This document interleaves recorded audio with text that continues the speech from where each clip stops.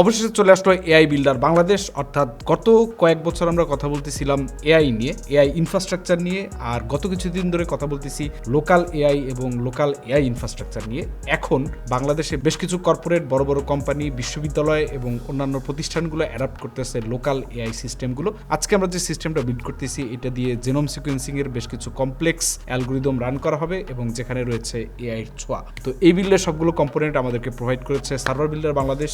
আপনাদের সাথে আছে আমি অনুজামান, আপনারা দেখতেছেন পিসি হেল্পলাইন বিডি। প্রথমেই এই সিস্টেমটার জন্য আমাদের দরকার প্রচুর পাওয়ারফুল একটা সিপিইউ, যেটার মধ্যে অসংখ্য কোড থাকবে, যেটা কনজিউমার মার্কেটে খুঁজে পাওয়া খুব ডিফিকাল্ট। এখানে আমরা সিপিইউ হিসেবে নিয়েছি AMD EPYC লাইনআপের একটা 32 কোর সিপিইউ, যেটা 64 থ্রেডে কাজ করতে পারে এবং এটার সাথে মাদারবোর্ড হিসেবে আমরা ব্যবহার করতেছি সুপার মাইক্রোর একটা ডেস্কটপ গ্রেডের মাদারবোর্ড, যেটা হচ্ছে H12SSI। সুপার মাইক্রোর বেশ কিছু মাদারবোর্ড রয়েছে যেগুলো SP3 অর্থাৎ এপিক সিস্টেমগুলোর জন্য বানানো হয়। এটা হচ্ছে ডেস্কটপ ক্লাসের একটা মাদারবোর্ড। তবে এইখানে মাদারবোর্ডের অনেকগুলো ক্যাটাগরি আছে। কিছু মাদারবোর্ডে আপনার PCI যে লেনগুলো রয়েছে এগুলো Zen 4, কিছু রয়েছে যেগুলো Zen 3। এখানে সঠিকভাবে মাদারবোর্ড চয়েস না করলে পরে পারফরমেন্সে বেশ কিছুটা বটলনেক খাওয়া লাগতে পারে বা বটলনেক ফেস করা লাগতে পারে। এই জন্য মাদারবোর্ড আমরা সার্ভার বিল্ডারের সাথে আলোচনা করে তারপরে সেটেল করেছি যে কোন মাদারবোর্ডটা এই সিস্টেমের জন্য পারফেক্ট হবে। এখানে 32 কোরের এই সিপিইউটার দাম পড়েছে 1,10,000 টাকা এবং মাদারবোর্ডটার দাম হচ্ছে 1,40,000 টাকা। মাদারবোর্ড এবং সিপিইউর কম্বোর দাম হচ্ছে অলমোস্ট 2,58,000 বা 60,000 টাকার মতো।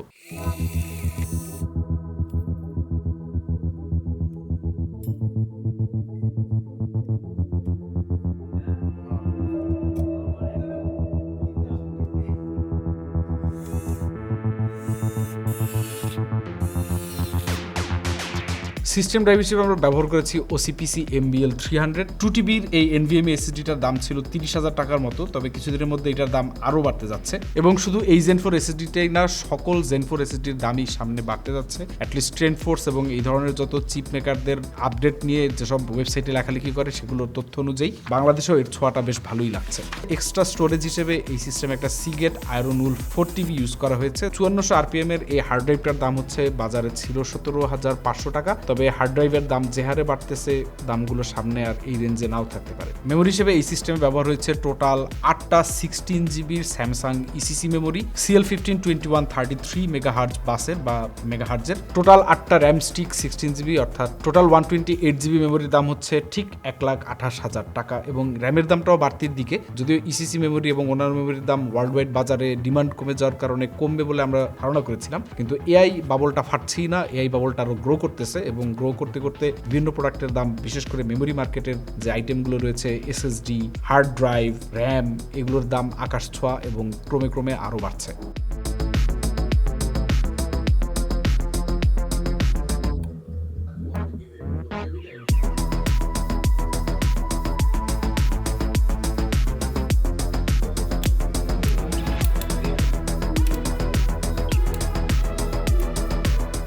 এপিক এবং জিয়ন এই সিপিইউগুলো মোস্টলি সার্ভারের মধ্যে ইউজ হয়। সার্ভার বেয়ারবনে লিকুইড কুলড সার্ভার আমরা খুব কমই দেখি, মোস্টলি এয়ার কুলড, এবং আমরাও এখানে ব্যবহার করেছি লেস কমপ্লেক্সিটির জন্য একটা air cooler Arctic freezer 4U-M।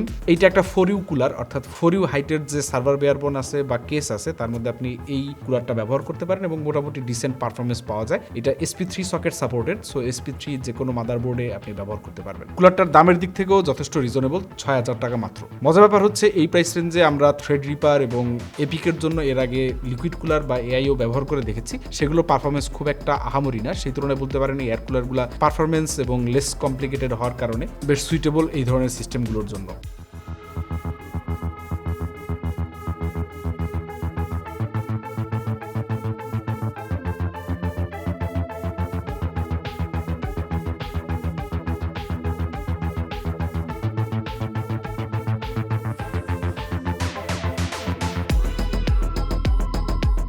এই সিস্টেমটা একটা ইউনিভার্সিটি ল্যাবে ব্যবহার হবে, এই কারণে এখানে খুব ফ্যান্সি কেস দরকার ছিল তা না, মোটামুটি ডিসেন্ট এয়ার ফ্লো আছে এবং প্রাইসের দিক থেকেও যথেষ্ট reasonable with a quality product. আমরা ব্যবহার করেছি Asus A31, দাম হচ্ছে 8,500 টাকা। অ্যাসুসের কোনো কেস এই প্রাইস রেঞ্জে পাওয়া একটু ডিফিকাল্ট, এই কেসটাই পাওয়া যায় PCB স্টোর থেকে, এটা আমরা কালেক্ট করেছি এবং এটার সাথে কোনো ফ্যান নাই। ফ্যান হিসেবে আমরা ব্যবহার করেছি ডিপকুল FD12, এটা নন RGB কিন্তু কেবল রয়েছে, ভেন্ডি ফ্যানের মতো স্ট্যাকেবল না। তো কেবল সহ এই ফ্যানগুলোর দাম কিছুটা কম, 3টা ফ্যানের সেট হচ্ছে 2,900 টাকা করে। এখানে ব্যবহার করা হয়েছে হয়েছে টোটাল 4টা সেট এবং কেসের মধ্যে আপনি দেখতে পারবেন টোটাল 10টা, বাকি 2টা ফ্যান ব্যবহার হয় না, রেখে দেওয়া হয়েছে, পরবর্তীতে যদি দরকার হয় তাহলে ইউজ করা হবে। এখানে সাইডের এবং নিচেরগুলো উল্টানো হয়েছে যাতে আপনার ফ্যানগুলো রিভার্স মোডে কাজ করে, অর্থাৎ ইনটেক হিসেবে, আর উপরের ফ্যান এবং পেছনের ফ্যানটা হচ্ছে এক্সস্ট।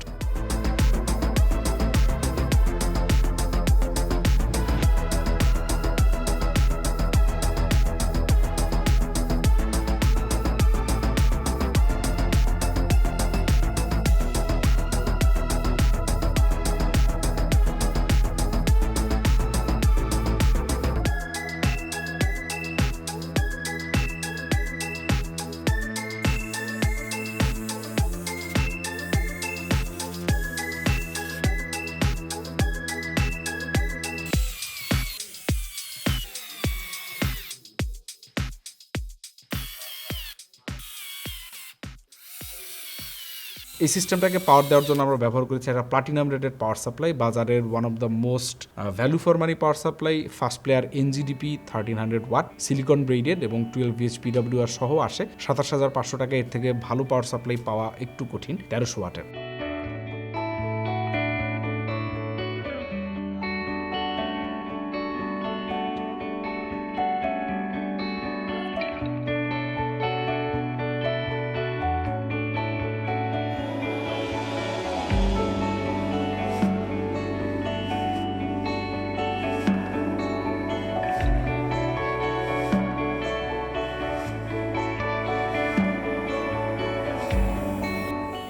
সবশেষে গ্রাফিক্স কার্ড। এই সিস্টেমে ব্যবহার করা হয়েছে একটা RTX 5090 32GB।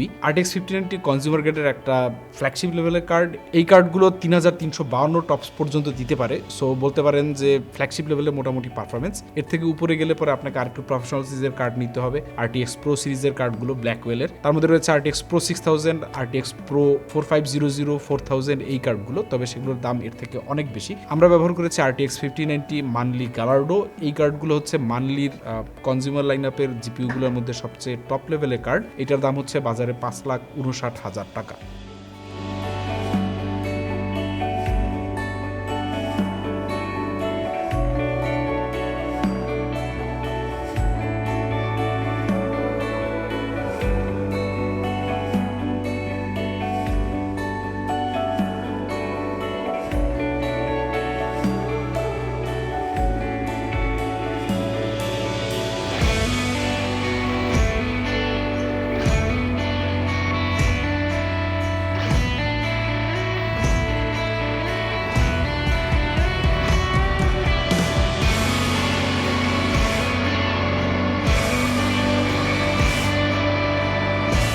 এই ছিল আজকের বিল্ড। যারা এই ধরনের লোকাল এআই কিংবা ইউনিভার্সিটি রিসার্চ অথবা আপনার বিজনেস বা বিজনেস ইনস্টিটিউশনের জন্য একটা লোকাল এআই সিস্টেম তৈরি করতে চাচ্ছেন, তারা চাইলে পিসিবি স্টোর বা সার্ভার বিল্ডার বাংলাদেশে যোগাযোগ করতে পারেন। দেখা হবে এই ধরনের ক্রেজি নতুন কোনো বিল্ড নিয়ে পরের ভিডিওতে। সেই পর্যন্ত আল্লাহ হাফেজ।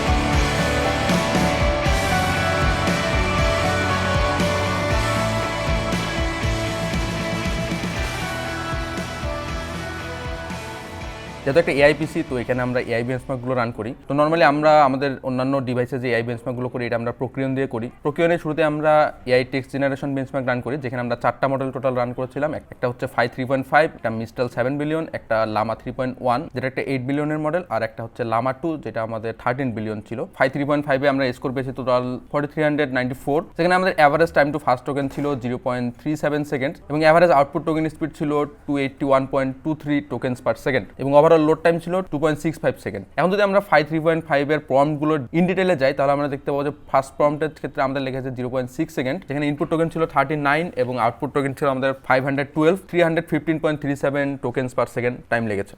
এখন যদি আমরা সেকেন্ড প্রম্পটটা দেখি, সেকেন্ড প্রম্পটটা আমাদের ছিল 136 টোকেনের 512 টোকেন্সের একটা আউটপুট জেনারেট করেছে, যেখানে আমাদের টাইম টু ফার্স্ট টোকেন ছিল 0.26 সেকেন্ড এবং অ্যাভারেজ স্পিড ছিল 302.47 টোকেন্স পার সেকেন্ড। যেহেতু এখানে একটা RTX 5090 ইউজ করা হয়েছে 32GB ভিরামের, সেক্ষেত্রে অনেক ভালো একটা আউটপুট আমরা পেয়েছি। নর্মাল স্পেক্সের ল্যাপটপ বা পিসিতে এত ভালো আউটপুট আর কি আমরা পাই না সচরাচর। এইভাবে আমরা লাস্ট প্রম্পটটা দেখতে পাচ্ছি, আমাদের টাইম টু ফার্স্ট টোকেন ছিল 0.36, যেটা সবার থেকে হাইয়েস্ট, একটু টাইম বেশি লাগছে, এবং আমাদের এখানে টোকেন স্পিড ছিল 264.4 টোকেন পার সেকেন্ড, যেটা আমরা বলতে পারি বাকিগুলোর থেকে অনেক কম, কারণ এখানে এসে আমাদের এআইটা অনেকটা এফিসিয়েন্ট হয়ে গেছে এবং একটু টাইম বেশি নিল। আউটপুট টোকেন দেখতে পাচ্ছি এখানে আমাদের মাত্র 256। এখানে আমাদের ইনপুট টোকেন ছিল 2042 এবং আউটপুট টোকেন দেখতে পাচ্ছি 256। এখানে টাইম একটু বেশি লাগার মেইন রিজন হচ্ছে এফিসিয়েন্সি। শুরু দিকের প্রম্পটগুলোতে আমাদের প্রম্পট ছোট হলেও আমাদের আউটপুট টোকেন অনেক বেশি ছিল, যেখানে এফিসিয়েন্সি কম ছিল। এফিসিয়েন্সি অনেকটা ইনক্রিজ হয়েছে এবং এত কম টোকেনেই আমাদের এক্সপেক্টেড আউটপুটটা আমরা পেয়েছি। তো ইমেজ জেনারেশন বেঞ্চমার্কের জন্য আমরা প্রকিউরনের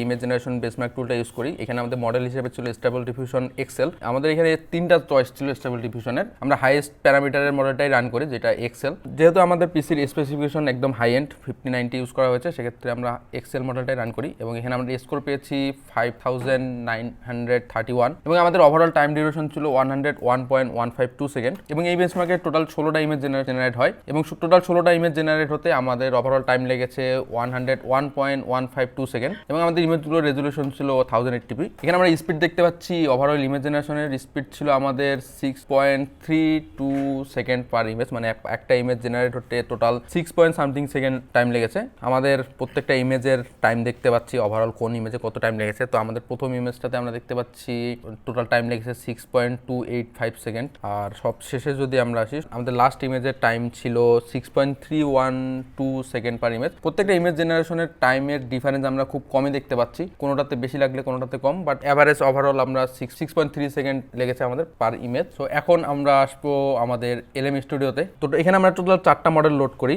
প্রথম মডেলটা হচ্ছে আমাদের GLM 4.6, যেটা একটা 9.4 বিলিয়ন প্যারামিটারের মডেল, এবং সেকেন্ড মডেলটা হচ্ছে আমাদের Quen 3 V1, এটা একটা 8.2 বিলিয়ন প্যারামিটারের মডেল, এবং থার্ড মডেলটা হচ্ছে আমাদের Quen 3 32 বিলিয়ন প্যারামিটারের একটা মডেল, এবং ফোর্থ মডেলটা হচ্ছে আমাদের Quen QW, যেটা একটা 32 বিলিয়ন প্যারামিটারের মডেল। তো প্রত্যেকটা মডেলে আমরা সেম প্রম্পট দিয়েছিলাম। এখন আমরা দেখি কোন মডেল আমাদের কি আউটপুট দিচ্ছে। তো শুরুতে যায় GLM 4.6V ফ্ল্যাশ মডেলটাতে। তো আমাদের প্রত্যেকটা মডেলের কাছে প্রম্পট ছিল generator snake game in Python. এখানে আমাদের লোড টাইম ছিল 23.59 সেকেন্ড এবং আমাদের এখানে গেমটা জেনারেট করে দেয়। তো আমরা এখন গেমটা দেখি কি গেম জেনারেট করে দিয়েছে আমাদের। তো আমরা দেখতে পাচ্ছি এখানে একটা হোয়াইট স্ক্রিনের উপর আমাদের একটা স্নেক গেম, যেটা আমরা অ্যারো কি দিয়ে মুভ করতে পারবো, বাট বারবার ক্র্যাশ করতেছে। তো এটা যেহেতু একটা প্রম্পটেই করা, তো এরকম প্রবলেম থাকতেই পারে। তো দেখি আমাদের নেক্সট মডেল আমাদের কি দিল। নেক্সট মডেল হচ্ছে আমাদের Quen 3 V1, এটা একটা 8 বিলিয়ন প্যারামিটারের। এখানে আমরা সেম ভাবে আমাদের সেম প্রম্পটই দিয়েছিলাম, generate snake game in Python. তো এটা আমাদের কোনো থিঙ্কিং মডেল না, যার কারণে এখানে আমাদের থিঙ্কিং টাইমটা আমরা দেখতে পাচ্ছি না, লোড টাইমটা। বেটার আপনার ইমেজ নিয়ে কাজ করার জন্য ইমেজ ইনপুট নিয়ে বেটার কাজ করতে পারে। তো তারপরে আমরা ট্রাই করেছিলাম, যেহেতু সেম প্রম্পটই আমরা ইউজ করতেছি, তো দেখি এটা থেকে আমাদের কি আউটপুট আসছে। একদমই বেসিক একটা গেম জেনারেট করে দিয়েছে আমাদের, বাট যেহেতু সিঙ্গেল প্রম্পটে এর থেকে বেটার এক্সপেক্টও করা যায় না। আমাদের নেক্সট মডেল হচ্ছে Quen 3 32 বিলিয়ন প্যারামিটারের একটা মডেল। এখানে আমাদের সেম প্রম্পটই ছিল। তো এখানে আমাদের থিঙ্কিং টাইম ছিল বা লোড টাইম ছিল 39.05 সেকেন্ড। তো 32 বিলিয়ন প্যারামিটারের একটা মডেল হিসাবে হুইচ ইজ নাইস, এত কম লোড টাইমেই। তো আমরা এখন দেখি গেমটা আমাদের কেমন ছিল। তো লাস্ট গেমের মতো এইখানেও একটা দুইটা ডট দেখতে পাচ্ছি আমরা। তো দেখি এইখানেও সেম অবস্থা, সেম গেমই জেনারেট করে দিচ্ছে সবাই। তো যেহেতু এটাও সিঙ্গেল প্রম্পটে জেনারেট করা, এর থেকে বেটার এক্সপেক্ট করা যায় না। তো লাস্ট মডেলটা হচ্ছে আমাদের Quen QW 32 বিলিয়ন প্যারামিটারের। তো বলে রাখি Quen QW 32 এবং Quen 3 32 বিলিয়ন দুইটাই 32 বিলিয়ন প্যারামিটারের হলেও আমাদের যে প্রিভিয়াস মডেলটা ছিল Quen 3 32 বিলিয়ন, ওই মডেলটা হচ্ছে আপনার একটু সাপ্রেসড ভার্সন বা একটু টোন ডাউন ভার্সন। আর আমাদের এই Quen QW 32 বিলিয়ন এই মডেলটা হচ্ছে একদম আনসেন্সর্ড এবং আনক্যাপড মডেল। এখানে আপনি এর ফুল পটেনশিয়ালটা ইউজ করতে পারবেন। এতটাই আনক্যাপড যে আমাদের 5090 জন্য এটা অনেক হেভি হয়ে গেছিল। প্রম্পট দেওয়ার পরে 22 মিনিট 30 সেকেন্ড লেগেছে আমাদের থিঙ্কিং টাইম বা loading time, which is huge. But এখানে এই মডেলটা যত ইফিসিয়েন্সির সাথে কোডটা জেনারেট করছে, বাকি মডেলগুলো এতটা এফিসিয়েন্টলি করতে পারে নাই। প্রত্যেকটা পার্টের জন্য আলাদা আলাদাভাবে একদম সেগমেন্ট ভাগ করে দিয়ে আপনাকে আউটপুটটা প্রোভাইড করছে। তো আমরা এখন দেখি গেমটা কেমন ছিল আমাদের। তো যেহেতু মডেলটা সেম, তো গেম সেমই হওয়ার কথা, বাট এখানে আমাদের colour change, background change, but game same দুইটাই, ব্যাকগ্রাউন্ডে কালার চেঞ্জ করছে শুধু। তো যেহেতু এখানে জিপিইউ হিসেবে RTX 5090 ইউজ করা, তো মোটামুটি সব মডেলে আপনি ফ্লুয়েন্টলি ইউজ করতে পারবেন কোনো ঝামেলা ছাড়াই। বাট আর আমরা এখানে LLM স্টুডিও ইউজ করেছি, কারণ LLM স্টুডিও হচ্ছে আপনার বিগিনার ফ্রেন্ডলি, যারা বিগিনার আছেন, যারা কাজ লোকাল এআই নিয়ে কাজ করতেছেন, তাদের জন্য LLM স্টুডিও বেটার অপশন। এছাড়াও আপনারা চাইলে ওলামাও ইউজ করতে পারেন, বাট ওলামা আই গেস একটু কমপ্লিকেটেড LLM স্টুডিওর থেকে। আর যেহেতু লোকাল এআই, তো আপনি যত ভালোভাবে ট্রেন করতে পারবেন, আপনি তত ভালো আউটপুট পাবেন। আমরা যা সিঙ্গেল প্রম্পটেই কাজ করেছি, যার কারণে এই আমাদের আউটপুট একটু আনফিনিশড বলতে পারেন। তো আপনি যদি আরও ট্রেন করেন, আরও বেটারভাবে ইউজ করতে চান, তাহলে আপনি ওই ইউজ করতে পারবেন এবং কোনো ঝামেলা ছাড়া ইউজ করতে পারবেন। যেহেতু 5090 32 GB RAM, তো 32 বিলিয়ন প্যারামিটারের ক্ষেত্রেও আপনি খুব একটা প্যারা খাবেন না।